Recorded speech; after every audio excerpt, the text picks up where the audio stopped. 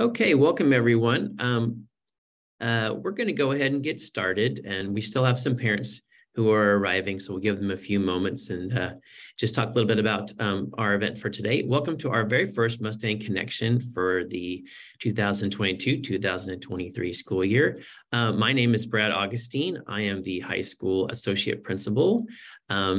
Amy Zubermian, our principal, would love to be here with us today, but she's actually in the United States. She's seeing some colleges, visiting different campuses and some of our alumni to talk a little bit about the work that we're doing and some of the things we're going to be talking about here today. So she sends her best and wishes she was here. But I'm very fortunate to be joined by 3 members of our learning office and 5 of our high school teachers. We're thrilled to have you meet some of our important voices that we get to work with all the time on campus. A bit of housekeeping for us, just to remind everyone, today's session will be recorded. So if you know anyone who missed this session, or perhaps you want to watch it later on, you definitely will have access to that later on this week. And we'll be sharing that with everyone soon. This session is designed to be 60 minutes. And if we finish early, that's okay, but we shouldn't be more than that. We do have a chat feature at the bottom you're welcome to use, and we'll actually ask everyone for some thoughts in a minute in the chat box. And then we have our question and answer opportunity that we'll use also later on with the presentation for today. Okay, we're going to go ahead and talk a little bit about what is a Mustang Connection in case any of you are new to ASIJ. And let's take a look at our next slide on that.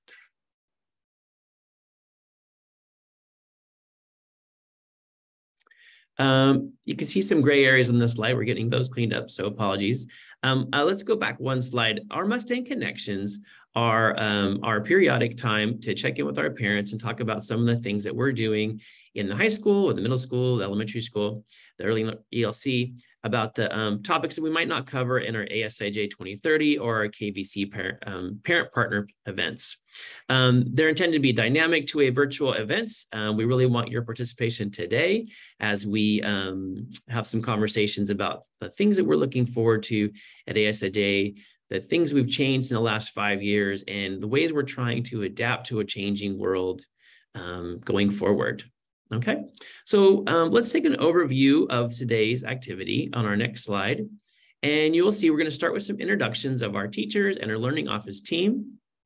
We're really going to focus around one guiding question around what are the skills our students will need in the future, the next 5 years, the next 10 years. And we'll do so by taking a clip from Dr. Ulka Hansen's recent 2030 series conversation with us. That's part of the reflection time that we will do. After we see that video, we'll have some small breakout sessions of about 10 minutes where our parents can join with our teachers and our learning office to talk about a few guiding questions.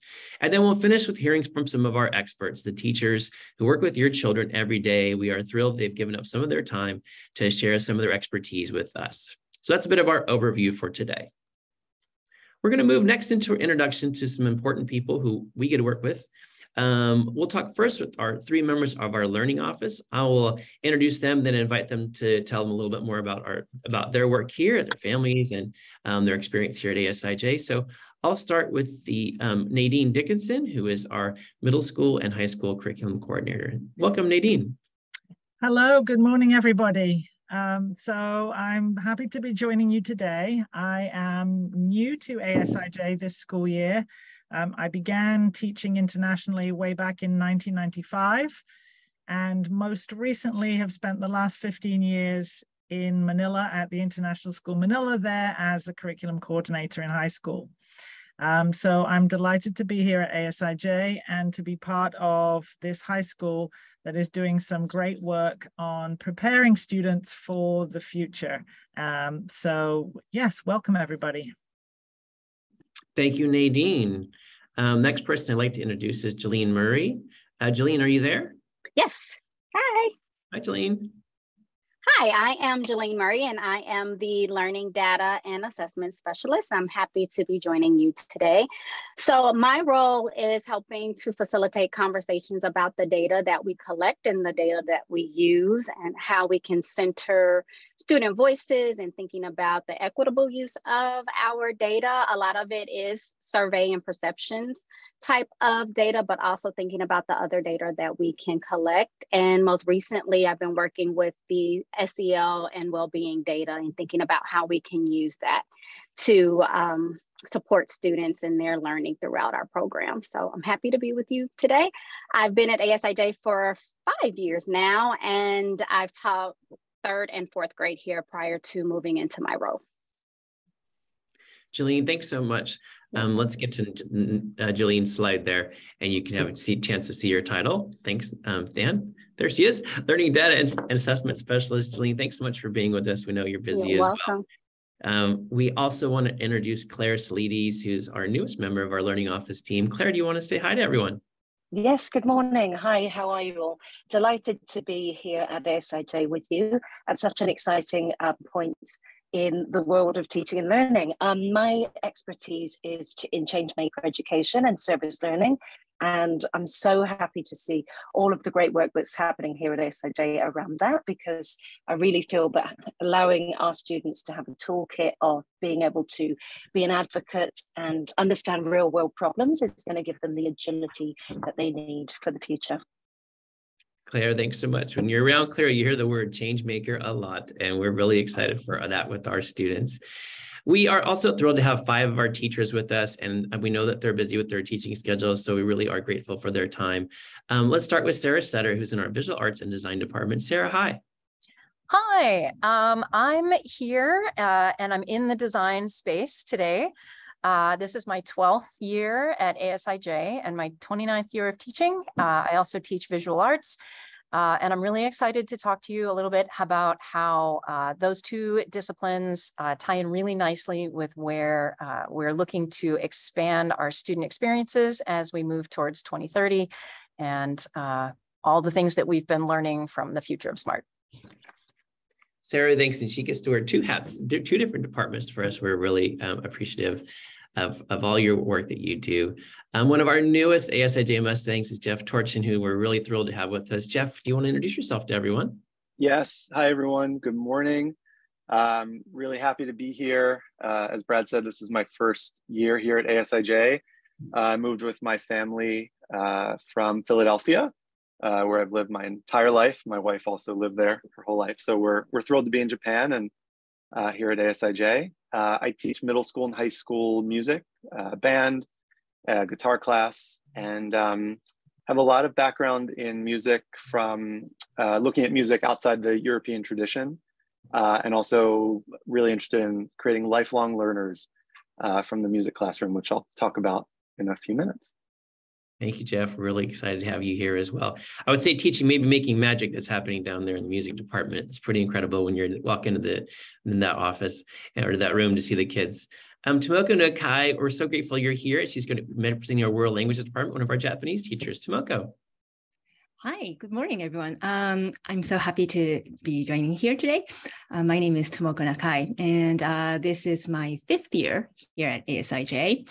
Last year was my 20th work anniversary, and for all my career, I've been teaching Japanese to high school students who are mostly at the native or near native level. It's a hard.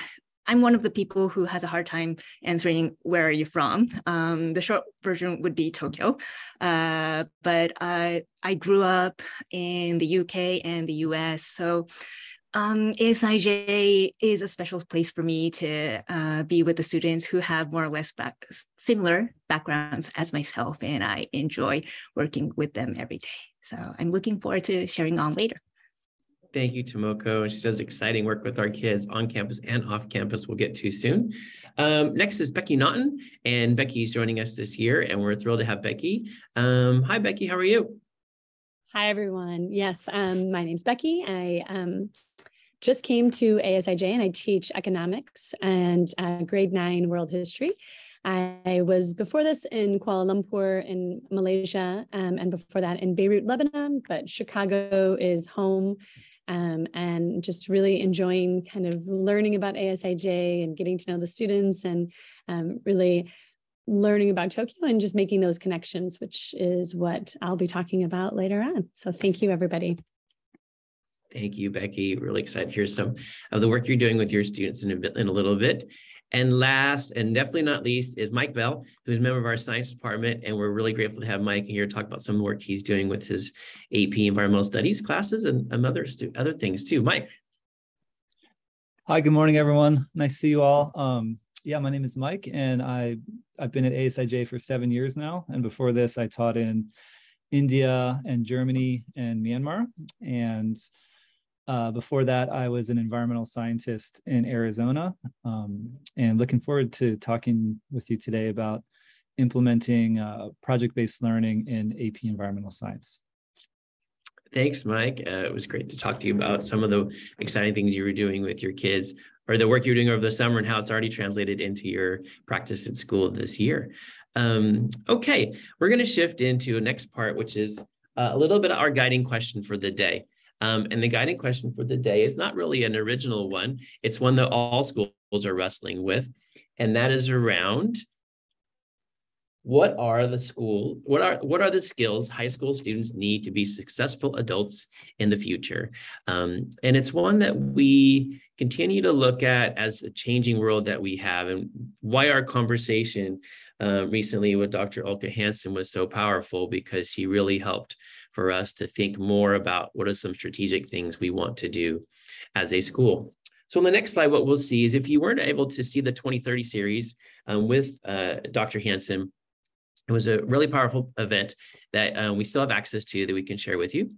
We're going to take a look at just one 5-minute section where she talks about some of her work. She's the author of The Future of Smart, How Our Education System Needs to Change to Help All Young People Thrive. In this 5-minute section, we're going to take a look. She's going to begin with the importance of context. And of course, the ASIJ context is different than every other school's context. And while we have similarities with other schools, we have our own unique context that's really important. She's going to talk a little bit about the world that students are going to enter. And she uses the phrase, the VUCA, which stands for volatility, uncertainty, complexity, and ambiguity. And she'll talk a little bit more about that world for students. She's also going to talk a little about the pace of change and the drastic increase in the last 10 to 12 years for our students. Then she's going to really focus on what are the skills that students need. And that's where we're going to want to focus the second half of our conversation on, the skills that our students need. So based on all that, that's going to lead us to some questions after her video that we're going to talk about in small groups. So we're going to put everyone after the video into small breakout groups. So some of our parents will be with some of our teachers.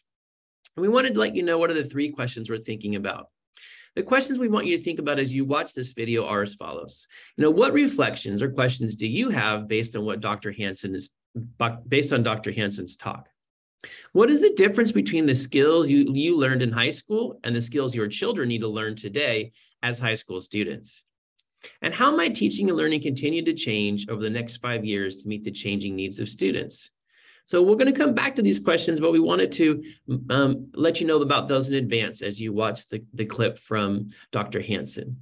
Okay, so she's going to talk a little bit about her work, and we're going to go ahead and play that video now. Come back, go into our breakout groups, and deal with those questions. So here is Dr. Hansen, part of her larger conversation with us last month. Digging into the areas you care about. So I want to start with our context, right? Because everything is contingent on the context that we're in. And this conversation we're having today about what education should be, as the American School in Japan thinks about who it wants to be in 2030 and why, context is decisive. So the world young people are going to enter, VUCA is this emerging kind of acronym. It stands for volatile, uncertain, complex, and ambiguous. And the world in many ways has always been like this, but because of the advent of technology and technological change, and by technology, I mean anything from artificial intelligence and robots and machines, right? The whole gamut of things that we could consider technologies. Because of the kind of technologies that we have, and because of the pace of change that we are experiencing even today, the ability for young people to navigate these 4 kind of domains volatility, uncertainty, complexity, and ambiguity are super important. And I share this this graphic. It was sort of created in 2012. And what it does, and I'm going to put my cursor here, what it does is shows how we perceive the rate of change in technology. So if this was created in 2012, this is 10 years down the line. So we're in 2022. If you think back 10 years to where we were technologically, we were not doing these kinds of calls, for example, 10 years ago. We think the world has changed an enormous amount in 10 years. What this graphic shows is that if we took that span to be not 10 years, but 21 years, this is where technology is going to be, right? And when we look back at this moment in time, the distance or the level of change that we will perceive or have perceived in 10 years is going to be almost flat. So Jamie Cassup from Google, he was the chief education evangelist there. He basically said, the way technology is working, we're going to look back in 20 to 30 years and kind of feel like we were cavemen when it came to the kinds of technologies that we're actually going to be dealing with. And this graph is simply an illustration of what I was just talking about, which is the rate of change is going to be so fast that the kind of ways in which we need to adapt and the ways in which our children are going to need to be able to be in the world is going to be very, very different, because human beings are not particularly good at exponential and geometric change. We're very linear. And so when things change at this kind of a pace, it really throws us off. And so when we think about what young people are going to need, it is very different than what most of us on this call, who I assume are somewhere in our 30s to 50s, it's very different than what we all needed to have, right? What they are going to need is not so much knowledge or content knowledge, because knowledge is doubling every 13 hours, right? As of this moment, that's probably going to increase over the course of the next couple of years. So it's not knowledge. It's the ability to manage change. It's the ability to manage ambiguity. It's communication skills. It's collaboration skills. It's the ability to empathize and to adapt. It's knowing how to learn and how to access what they need in order to learn new things, because they have no idea, we have no idea what jobs are going to exist in 10 years, let alone 30. It's a knowledge of their own strengths, their areas of interest and passion, because as the world changes, they are constantly going to need to renegotiate their sense of identity and the role and the place that they want to play in the world. They need digital literacy, including discernment. So the ability to ask questions about, what information am I getting?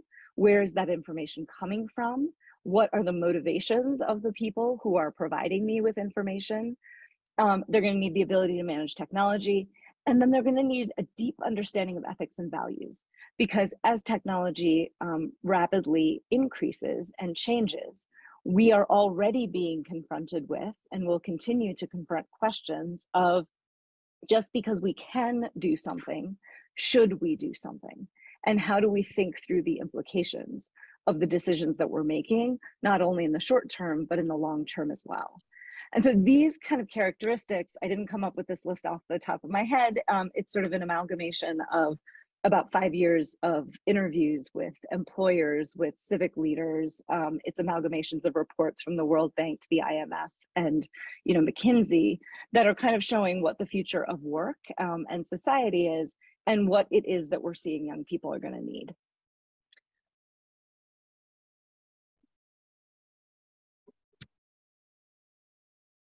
Okay, lots to think about there. Into the areas you care about. We want to go back again to our our guiding questions for our breakout groups. And those are, what are the reflections or questions do you have based on Dr. Hansen's talk? What is the difference between the skills that you learned in high school and the skills that you think your children will need to learn today as they go forward into the adult life? And how might teaching and learning continue to change over the next 5 years to meet the changing needs of students? So in a moment, we're gonna move into breakout groups. We're gonna spend about 8 minutes there, and we'll have some facilitators from our learning office and our teachers there. And we really want our parents to have a chance to engage with these questions about their experiences in the future that their children are entering. We'll spend about 8 minutes there. Our facilitators, our learning office leaders, please just take a couple of notes and we'll come back and share a couple of those notes out before we have our teachers speak a little about some of the work that they're doing, okay? So give us a moment and we'll move you into breakout groups. And then we'll spend 8 minutes there before we come back. We'll take a moment and just hear a little bit about some of those conversations. And then we want to turn over to our teachers as soon as possible. Jolene, if you don't mind, I can see you there. Would you like to just start? And can you just give us maybe a 1-minute summary of just some of the highlights from your conversation in your breakout group? Yes, sure. So we talked about how exciting it is to see the change in how students are learning, especially being competency-based. And someone shared that their company actually hires based on, or they work for a company where their company hired based on competencies. And so it was interesting to see like how the real life, real world application of these competencies play out. And we talked a lot about being comfortable with ambiguity and how much kids need to be able to not see things as black and white and know that there are different solutions to different problems and really be able to dig into what is best. We also talked about like what competencies are innate in people and what might need to be developed and practiced and how that might play out in school and in hiring in the real world. So that was one of those ponderings and reflections on how, if a competency is not innate in a student, how as a school do we help them to develop that and bring that out. And digital literacy came up as far as the discernment, and we compared it to back in the day where we used encyclopedias and there was only 1 or 2 sources of information. And now there's like 10, 15, 20 sources of information, and how kids have to really be able to discern what's important, where that information comes from, who created it, why, and is this really the thing, especially now in these times. And the inclusion of creativity within the curriculum to help students be innovative, because they can't be innovative without having that cultivated. So it was a great conversation, great ponderings, great wonderings. Thank you so much. Thank you for facilitation. Claire, do you want to take a moment just to take a couple of highlights from your group? Absolutely. Yes, we had a great conversation, very, very similar to what you were talking about in your breakout, Janine. We were talking about how to build skill sets so that these young people are nimble, and so that they're not only learning, but constantly relearning as the pace of change and the information that's available to them just is growing exponentially. We talked a little bit about the privileged position of being in this kind of global mindset in a small global village with all these different perspectives that gives ASIJ classrooms this unique kind of look out on the world. We talked about the excitement of technology to facilitate networking and collaborating and the development of those skills and competencies in our young people. And we were saying how empowering it is, and how, you know, these young people, they do have things to add to the classroom, and how really empowering a flexible and adaptable approach to teaching and learning is for them. And we talked a little bit about some of the stresses of change management and meeting people at where they are and learning with the students to build change incrementally. So we have a shared vision moving forward. Thank you so much. What a wonderful conversation as well. And Nadine, a couple comments from your conversation? Yes, thank you for the people who contributed in our breakout room. We also had a good conversation, very similar points raised to the other breakout rooms. When you look at what young people need today and you look at that list, I think we agreed that that's, you know, we're all striving towards that. And when we graduate our children from high school, you know, then they're not going to be done with that list. It's going to be a lifelong process to continue that. And we sort of recognize the fact that these skills are needed now more than ever. They were always needed, but now more than ever. Big on the need for flexibility and adaptability. And I think, you know, the last couple of years of the pandemic have taught us that. We were talking about how students today are much more questioning than when we were at school. When we were at school, our learning was probably a lot more passive than it is today. The students really do identify with real world issues, and the importance also of discerning what is true, what is not true, and those critical thinking skills that are needed to sift through all the information that is at their fingertips, and learning how to use it. Again, we also talked a bit about the digital world and social media, and being important that we teach our kids how to navigate that as well. So yeah, a good conversation similar to the other breakout rooms. Thank you, Claire and Nadine and Jolene, for all your help with that and all of our parent involvement. We are now going to turn it over to our experts in the house, which is our teachers who are here. And the next slide is going to talk a little bit about our approach to teaching and learning here. Effective teaching and learning requires teachers and students to be in a constant cycle of trying new things and reflecting and seeing what went well and what did not go well, then trying new things again. And I think the teachers here will model that as they talk about some of their work. So a couple of questions that we asked them on our next slide, you can see, which is, looking back, how has your approach to teaching and learning changed in the past 5 years? And then looking forward, how do you think teaching and learning will continue to change over the next 5 years to meet the changing needs of students? We're going to begin with Sarah Sutter to talk a few minutes about some of the work she's doing, visual arts and design. And Sarah, we'll turn it over to you. Great. Thank you very much. What I have here is one project that serves as an example of the things that we're looking for and that we're striving to incorporate as often as possible into culminating projects. Both the visual arts and design experiences have some core skills that need to be developed. And as those skills are developed, we're able to give the students opportunities for the real world applications of those skills. So some of the time we're asking the students to look for problem finding. So where might we apply these skills in a way that you as a student see as real world and necessary, and an opportunity for that application.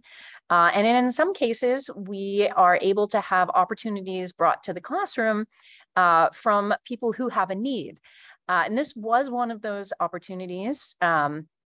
The elementary design was working with the fourth graders who had planted the rice, and then fifth graders who harvested the rice. And they were looking for a way to turn that into a bigger return for second harvest, so that they could, instead of just donating the small amount of rice that they had harvested, auction it off for parents to then purchase more rice so that second harvest could do more good in the world, sort of from that service angle, which again ties in with the Zero Hunger Sustainable Development Goal. Our design class was in the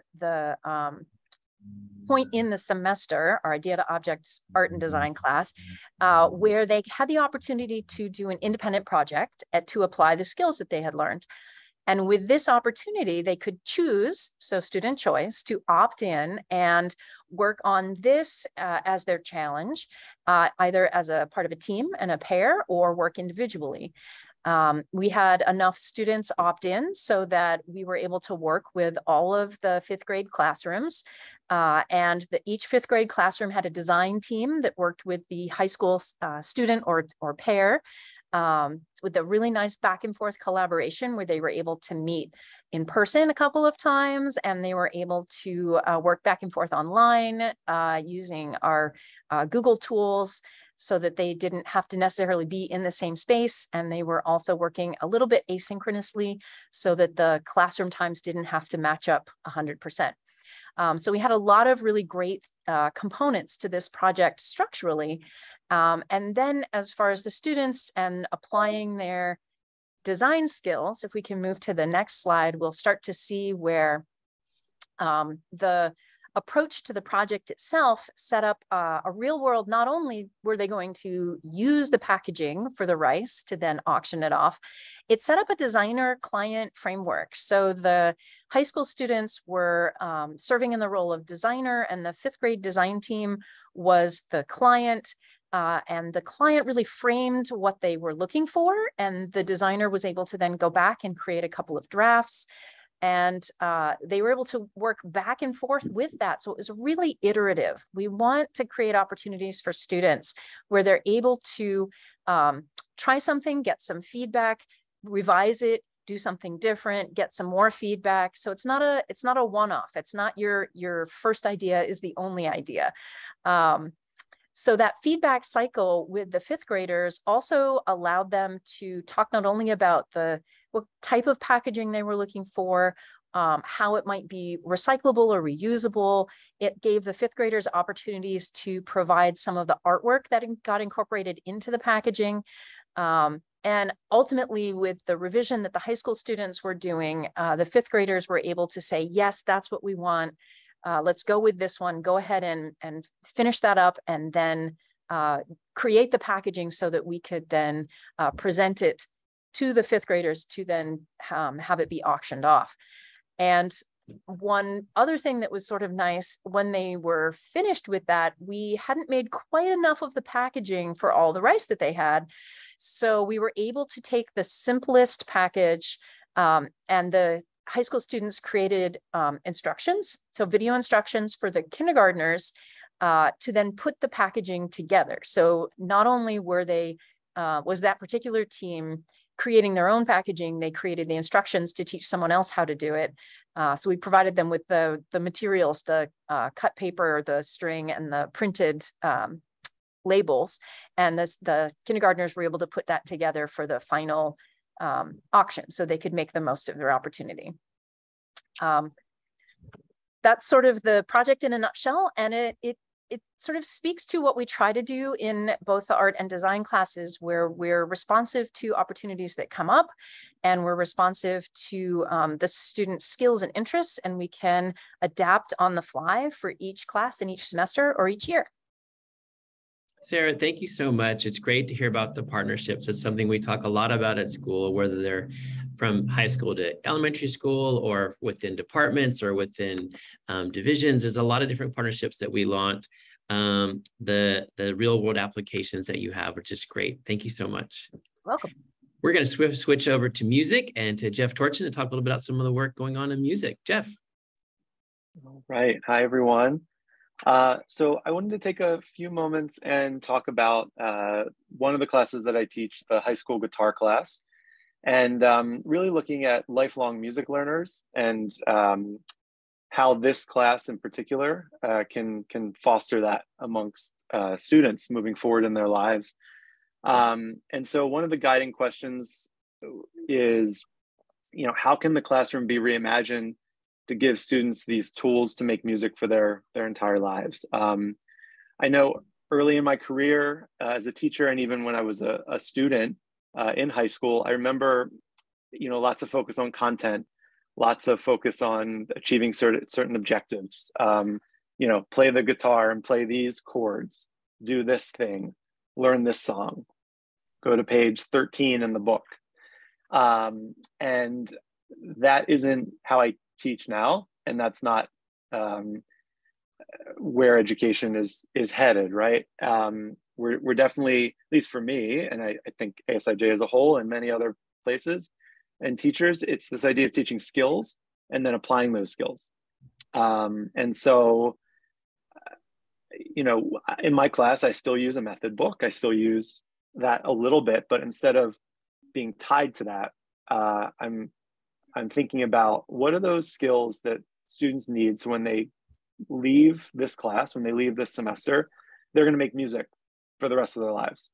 They're not just going to stop playing the guitar or stop being interested because they walk out with their report card and they leave ASIJ. And so that's constantly running through my mind as a teacher. And with that, I think something that's really important is making sure students know about music and the history that comes with it, the context of where what they're doing on the guitar has a really incredible history. And what I've found, and this is my, I think, 11th year of teaching, might be wrong on that by a year or so, but in my first couple years, I would mention names, and I have a few on the slides here, like Eric Clapton, Cat Stevens, Joni Mitchell, the Beatles, B.B. King, the list goes on. And I would have most of my students know those names, at least have heard of them before. And I'd say in the past 5 or 6 years, that has dwindled. And to this year, where I think only, 2 or 3 out of a class of maybe 18 knew most of these names. And there are many reasons for that. Of course, it's not just because we're in 2022 versus 2011, but that was really striking to me, because in order to truly understand popular music, we need to know where it came from. And so one of and so that's a skill, right? I think that's a skill, to know the context in what students are playing. So when they move forward, they know what they're doing and why they're doing it, and they're able to pull from this repertoire, from this library of music. And so that's what I've been incorporating in my class this year. Every day, every time I see them, we do a listening activity. And I pick a song from an artist that they don't know, or they might know, but I want them to really be aware of. And so Cat Stevens and Peace Train was a song I picked a few weeks back, and showed them a video. We listened to it. We looked at why it was important, what he was doing on the guitar, because that's a skill they can then transfer to what they're doing on their own instrument. And then hopefully that plants a seed. And I keep planting those seeds. And by the end of the semester, they didn't just learn how to play the guitar, but they learned how to understand music around them, both historically and also current music, and how it all connects. And to me, if that's the toolbox that they take with them into their college years and into their 20s and 30s and 40s, it'd be amazing. One final thing I'll say is, something that also inspired me to think about this is my dad, who is 75, 74, and he's learned guitar when he was in high school and has always played, but then sort of stopped for a while. And I've been telling him about this guitar class, and he's like, oh, I should get my guitar. And he went to the guitar store and got it restrung and has been playing. And it just made me think about all this, and how, you can be playing. You don't need to be a music teacher. You don't need to be on Carnegie Hall stage. You can enjoy these musical aspects and really have a great time and enjoy life through these endeavors. So that's a little bit about guitar class. Jeff, thank you. The teaching and applying of skills, the toolkit is really important. We have about 10 minutes left, so I do want to hear from our last 3 teachers. Tomoko, do you want to talk to us a little bit about some of the work in Japanese? Okay, thank you. So when I look back on my career, I noticed that language education has been and always be about preparing students to confidently interact with the real world. But the way, how and what I do to make that happen has changed. And for the past 5 years, I've been specifically focusing on students' relationships with one another and collaborating skills. So I'm going to give you an example of a lesson during a unit on technology. I had students play around with a chatbot called Rinna. It was made by Microsoft, and it was a really big thing among Japanese high school students back then, 5 years ago. And after having them play around a little bit, I asked them a series of questions, starting with, can Rinna be your best friend? And everyone says, no way, like, no. And I asked, why? Why not? And the typical answers would be like, her responses are too fast and makes me, creeps me out. Or she's too smart to be a human, or she doesn't know anything about me. That would be the typical responses. And then I would ask, so what makes a best friend? Or what's your best friend like? typical answer would be, well, we know each other well, or we've been together all the time, or we share secrets. Then goes the next question. Imagine that you have a problem, a really tough one that makes you lose focus in the day and keeps you awake at night. Who do you go to? And they realize that the majority of students don't go to their best friend, but they go here on their phone to Google or maybe Siri. And actually, this puts them quite shocked that they're choosing a kind of algorithm-based technology over the people who they thought they had the closest relationships with, and they really think a lot. And after these sessions, I have students write an essay on can a chatbot be your best friend? They have so many things that they want to say. So they ask so many questions on vocabulary and grammar. So I guess they were really motivated that they want to deliver their own message so the audience can get what they say, that they want to say. And during this process, students realize that they do really want real relationships, and they want to prepare themselves to make those relationships better and strong while also learning the language. And I think that was really exciting. Another example is from my entrepreneurship course. Last year, my students challenged themselves to compete in a nationwide business pitch competitions meant for local Japanese high school students. And students are given really tough questions from Japanese companies that lead the industry, like propose a profitable plan that enforces carbon neutrality, things like that. And the successful teams get a chance to receive feedback from those professionals to refine their ideas. And I think this was a really great opportunity for students to prepare themselves for navigating challenging problems and building the confidence that they need to approach stakeholders. As you can see on the photo, this is a photo from the time they had to make the business streams that were live streamed on YouTube. It was really nerve-wracking, even for me. But I think they were able to build on their confidence. And actually, 2 of our ASIJ teams made it on the top 3% of over the 1,700 teams across the nation. I think that was pretty good. And I think everything is all about confidence and working together. And the artifact, the photo with the notebook and the kind of lines, this was students reflecting on their group work. So I had students reflect on certain items like productivity and relationships and busyness, progress.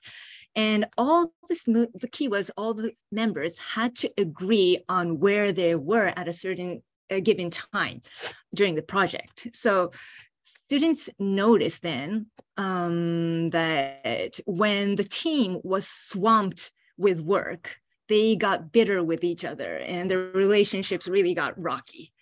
And that it wasn't about them, but it was all the work and their busyness. And on the other flip side, when the teammates got to know each other really well, they found out they were able to get more work done more efficiently. And as they jot down these things on their notebooks, they were really impressed, like, wow, like we've come a long way together. And it's really, be a joy being alongside with these students, fascinated with themselves. Tomoko, I'm going to make that last comment if that's okay. No you problem. have a wonderful connections you were making. I love the business work that you're doing with our students outside of school, and the pitching, the work that they did was really amazing. I just want to make sure we can hear from Becky and from Mike as well. So thank you so much, Tomoko. Thank you. Becky, do you want to say a few things? Yeah, sure.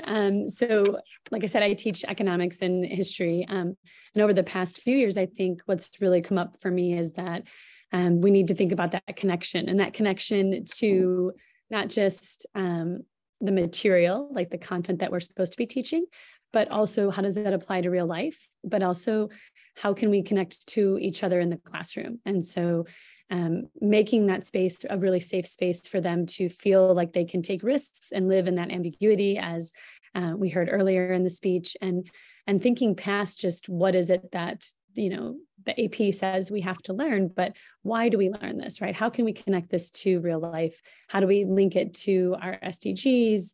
Or how do we think about really the connection we have to the process? And as we're going through it, are we, you know, something I constantly say to kids, are you co-laboring or are you collaborating, right? And so are we working together or are we just trying to get this thing done? And so how do we make sure that we are connecting to each other to get the work done in a way that we're learning more from each other? Giving them that autonomy and that power to be experts in there and take risks together, so that way they can really get more out of the curriculum, that it's not just about one final product, that it's about where is this going to come up in our life, right? And how can I use this later down the road as well? And a lot of that really comes from having that connection, that really intentionally designed space to learn, so that they feel that they have value and they have worth, and that it's okay to take a chance and to work well with each other and things like that. So I think that's really something that, especially over the pandemic, we all really thought about was, do we have that connection, whether it's the human connection, the connection to real life, the connection to the material, everything else. So that would be what I would say is really coming up for me lately. The importance of connection and the collaboration, really, really key. That was on Dr. Hansen's list as well. Becky, thank you so much. When you do go in your class, you hear a lot about that, the co-laboring versus collaboration. I enjoy it. Mike, we're really looking forward to hearing you talk a little bit about your work with an AP Environmental Science. Sure, I'll try to be quick. So this summer I did a professional development with a cohort of teachers who were all shifting from more of a traditional approach to a problem-based learning approach. One of the real challenges with AP courses is some of them are really content heavy. For example, this course in science, there's just a lot of information that has to be covered. So that's been a real challenge. How do you create a classroom that's really student-centered and is not a teacher-centered classroom that's based off of lecture?